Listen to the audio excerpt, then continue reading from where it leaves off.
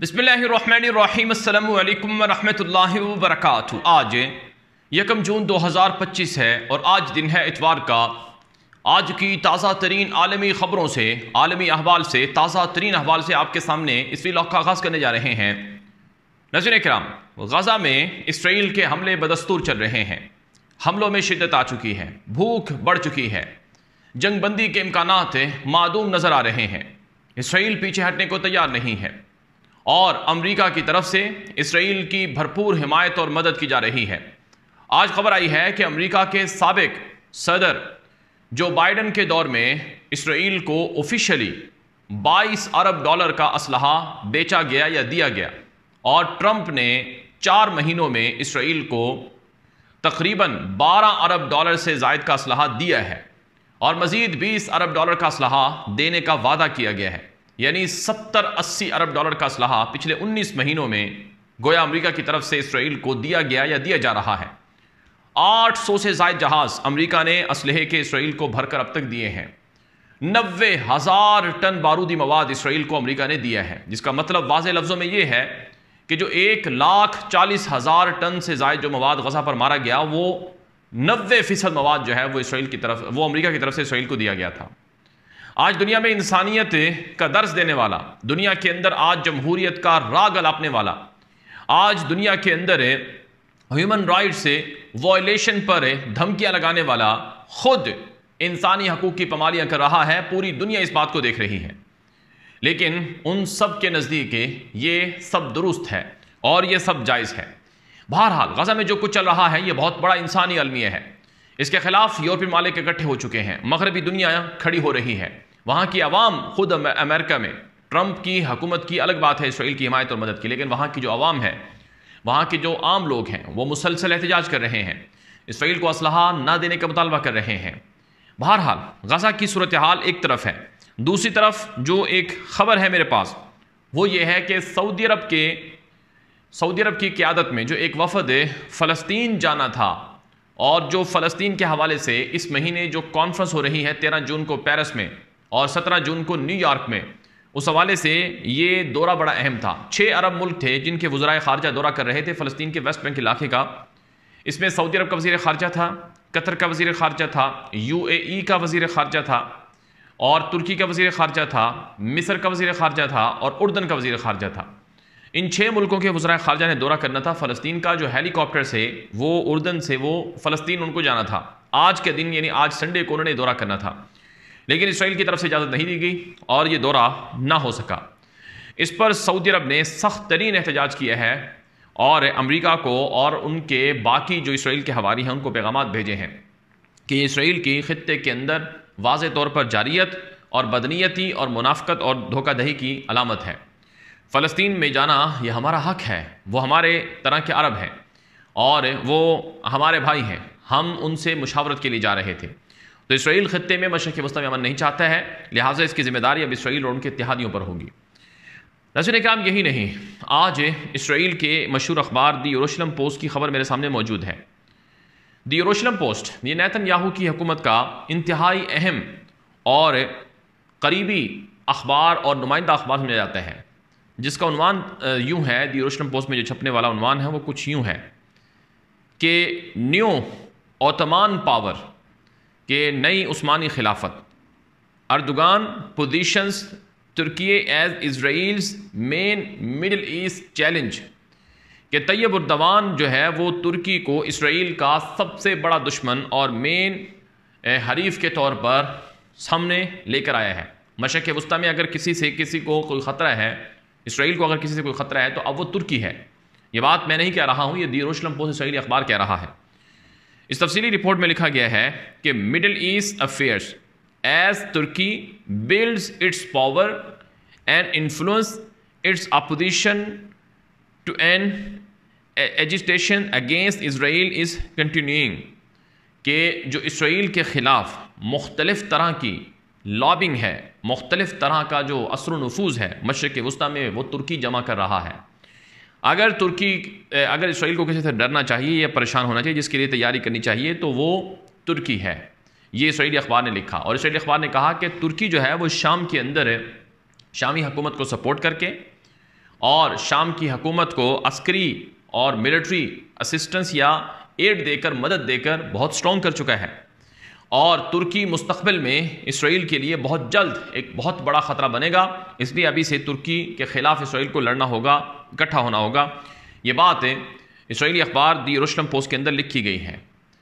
ناظرین اکرام، اگرچہ ترکی کا جو حالیہ کردار ہے مسلمانوں کے نزدیک وہ ایک مایوس کن کردار ہے، کیونکہ غزہ کی جنگ بند نہیں ہوئی ہے۔ وہ الگ بات ہے کہ غزہ کے حوالے سے ترکی نے بہت بڑی امداد دی ہے، اور ترکی کے ہی امدادی ٹیمیں غزہ میں کام بھی کر رہی ہیں، اور ڈپلومیٹکلی پلیٹ فارمز پر بھی ترکی غزہ اور فلسطین کے مسئلے پر بہت سٹرونگ ایک قسم کی جو مدد ہے یا ہیلپ ہے وہ کر رہا ہے۔ اور اسی طرح سے اگر ہم بات کریں امریکہ کے ساتھ مذاکرات کی، تو ترکی نے بڑی ڈپلومیسی دکھائی ہے اور میڈیشن کا رول پلے کیا ہے، میڈیٹر کا رول پلے کیا ہے، اور یہی کچھ قطر نے بھی کیا ہے، اور یہی کچھ خاموش اور دبے لفظوں میں مصر اور اردن اور سعودی عرب وغیرہ بھی کر رہے ہیں۔ لیکن بہرحال ترکی اسرائیل کے لیے ایک بڑا چیلنج ہے۔ اگر ہم شام کی بات کریں تو شام کے حوالے سے ہمیں مختلف طرح کی خبریں مل رہی ہیں۔ آج بھی میرے سامنے ایک خبر موجود ہے جو اسرائیلی اخبار کے اندر اسرائیل ہایوم، جو اسرائیل کا بڑا مشہور اخبار ہے، اس میں نشر ہوئی ہے کہ Syrian president on Israel, we have common enemies, cooperation is possible. یہ عنوان ہے اسرائیل کے مشہور اخبار اسرائیل ہایوم کا، جس کا مطلب یہ ہے کہ احمد اشر جو گولانی کے نام سے شام میں مشہور ہیں، انہوں نے یہ بات کہی ہے کہ ہمارے مشترکہ دشمن ہیں، ہم اسرائیل کے ساتھ بات چیت اور کوپریشن یعنی تعاون وغیرہ کے لیے تیار ہیں۔ یہ بات انہوں نے ایک امریکن بزنس پرسن جوناتھن باس کو کہی ہے۔ یہ جوناتھن باس کی بات کو کوٹ کر کے اسرائیل ہایوم نے یہ بات لکھی ہے۔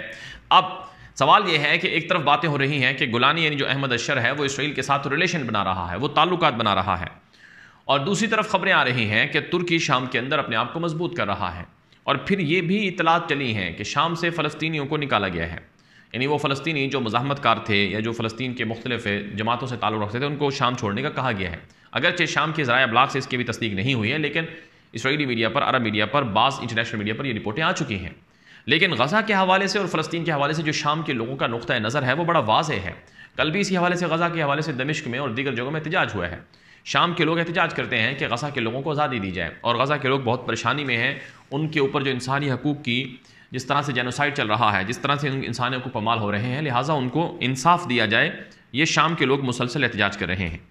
بہرحال شام کے حوالے سے چونکہ ذکر چل رہا ہے، ایک بڑی خبر رکھیں گے کہ شام پر ریالوں کی بارش ہو گئی ہے۔ کل سعودی وزیر خارجہ فیصل بن فرحان وہ شام کے دورے پر پہنچے ہیں، اور شام کے اندر انہوں نے شامی حکومت کے صدر احمد اشر سے ملاقات کی، شامی وزیر خارجہ سے بھی انہوں نے ملاقات کی ہے۔